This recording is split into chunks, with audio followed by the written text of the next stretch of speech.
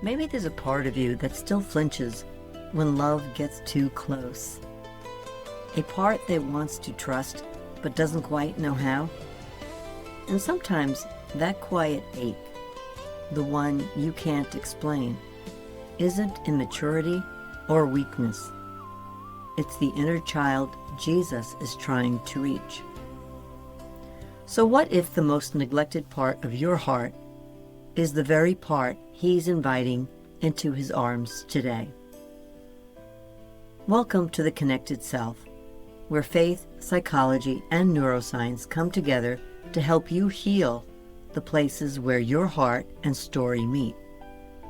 I'm Lori, and today we're exploring what happens when we've experienced emotional neglect as children, and how Jesus' words, "Let the little children come to me," weren't only about the children in front of him, but about the child still living inside you. By the end of this video, you'll understand how emotional neglect shapes your sense of worth and safety, why your inner child still influences your adult relationships, and how Jesus models divine tenderness, not condemnation, so that the child within you can finally feel seen, safe, and loved. And stay until the end. I'll lead you through a short reflection that helps you begin reparenting that inner child with the same compassion Jesus offers you. Let's consider what emotional neglect really is. Emotional neglect isn't usually loud. It's the quiet absence of being known.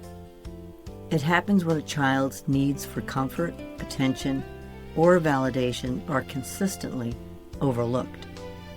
Not necessarily because anyone meant to harm them, but because no one knew how to meet those needs.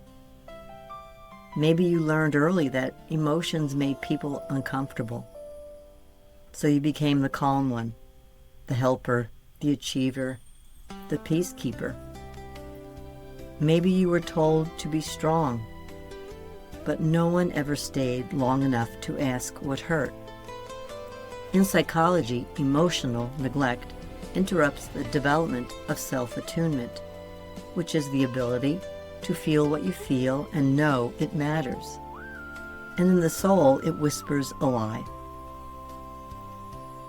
Love is something I have to earn by being easy to handle. Let's look at how it shows up in adulthood. You might not realize it's still there, but emotional neglect shows up in subtle ways. For example, you apologize for having needs. You overfunction to stay useful. You feel guilty for resting or being cared for. You chase connection, but fear being seen. Neuroscience calls this learned hyper-independence, a protective wiring pattern. Your brain equates self-sufficiency with safety. So when someone offers care, your body tenses as if it's a threat. That's not pride, that's an old adaptation. And here's the tender truth. The adult you built to survive is still protecting the child who was never fully comforted. When Jesus said, "Let the little children come to me, and do not hinder them, for the kingdom of heaven belongs to such as these," as in Matthew chapter 19, verse 14, he wasn't only defending innocence, he was restoring dignity. Children in Jesus' time had no status, no voice, no inherent value outside of usefulness. Perhaps that sounds familiar to you. So when Jesus knelt and opened his arms, he declared that belonging comes before behavior. He looked at the least significant ones and made them the center of his affection. And that's exactly what he wants to do with the child inside of you. the one who learned that quiet meant safety, that emotions were too much, that love had conditions. In the language of healing, Jesus was the first attachment repairer. He offers what every nervous system longs for, safe connection that says, you don't have to hide to be loved.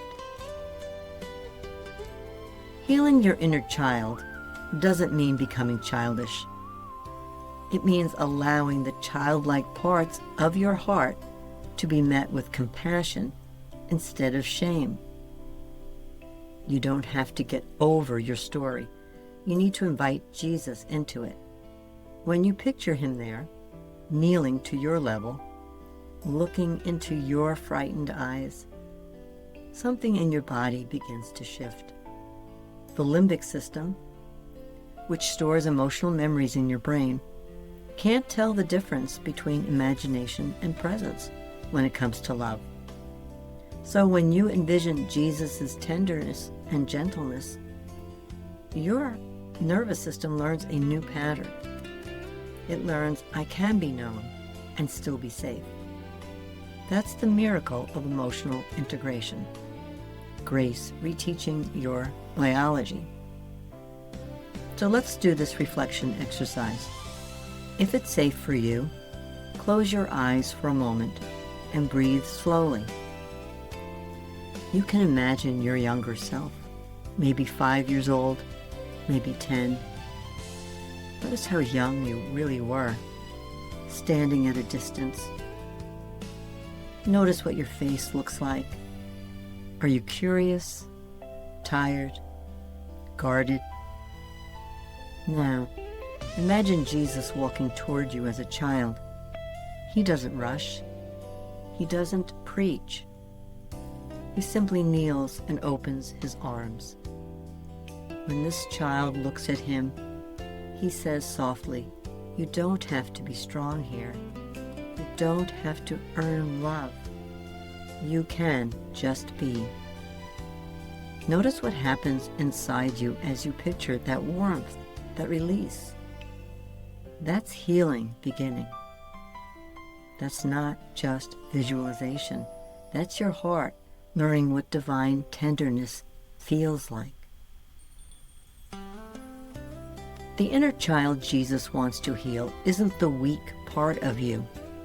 It's the sacred, sensitive part he designed to experience wonder, trust, and joy. When you stop rejecting that part, you begin to experience the kingdom not as a concept, but as connection.